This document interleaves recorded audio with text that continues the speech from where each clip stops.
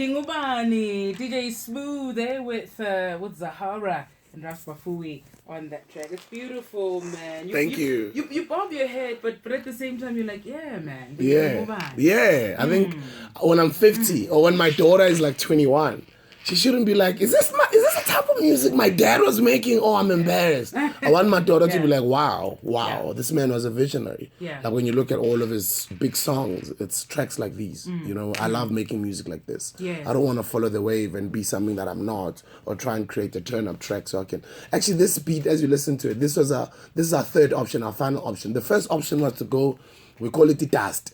Was to go dust. Like the dust is well, you know that this is a hit, like Jive immediately. Yeah. But then obviously that authenticity of being who you are and what you've always offered and delivered. Yeah. And just to offer something different for real music lovers. So you can hear violin elements there.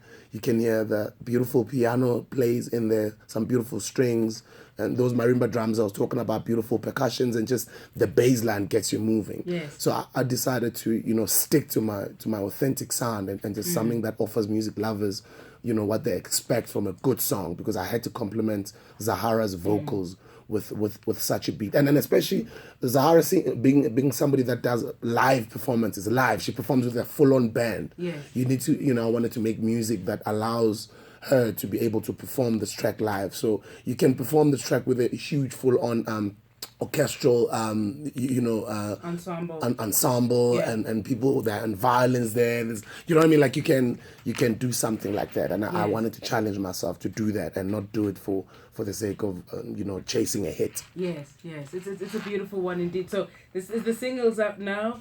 When is the next one coming out? What is the plan for this project? Yeah, this project is a single that I'm throwing out there for the festive season. A lot of people every day on a daily basis ask me to give them some music. And I think a lot of my original core fans that follow my work who are already happy with this track. And people are jamming to it. A lot of people are growing into it. A lot of people are hearing it for the first time because it's new. It's its third week on radio this coming week. And you were actually you gave me the first interview. Yes, I did. The first interview on your morning show. Yes. And I've done over 30 interviews going all over the country, speaking to different radio stations, marketing the single. But it's just to give my fans something for the festive season. But also I am working on a full-on album that I will release. So I'm gonna have to next year. I'm gonna have to toy around between releasing my book first and releasing the album in the second quarter of the year, or vice versa, doing the album the first half of the year and then doing the book the second half. So I don't know, but the album is on the works. I've already done music with Simpiwe Dana. Nice. I've already done some music with a lady called Portia Monique. I've already done some music with a young lady who's born to South African parents. She's based in the UK. She's 14 years old. She was a runner-up of the Britain's Got Talent. Her name is Asanda Jezi. Ah, yeah. We've actually had her on the show. Oh, have you? Yes, we've spoken to her before. Oh, she's brilliant, man. eh? Oh, I can't wait. Yeah, I did some music with her in London while I was in London a few weeks ago. Yeah. And I also did something with Toya DeLazy. So I'm making more music and I'm excited about it. I mean, I haven't made music in a while, so I think I've got something to offer to the fans. And with the book on the way, you always need to offer people something. Sell DVDs, sell books, sell knowledge, sell education, sell CDs, sell clothes. I'm selling energy drinks as well. So I always say to people, like, I'm always selling something. ASS, you know? Yes. You call me ASS, cool. I'm cool. I agree. I'm an ASS because I'm always selling something. I love that. Victor Khomiswana, you know Victor, highly great guy, says it's a great conversation with a great guest you're having there. Thank you very much, Mr. Khomiswana. When you're in the presence of greatness, we have a I listen to her, she's calling me great. I'm on my journey to greatness. Like, I challenge myself, like, I'm going to be great. You're not there yet. So no, I'm going to be great. I'm going to be great. Like, I don't have any doubt about it. Like, I don't even have doubts that I'm going to be a billionaire.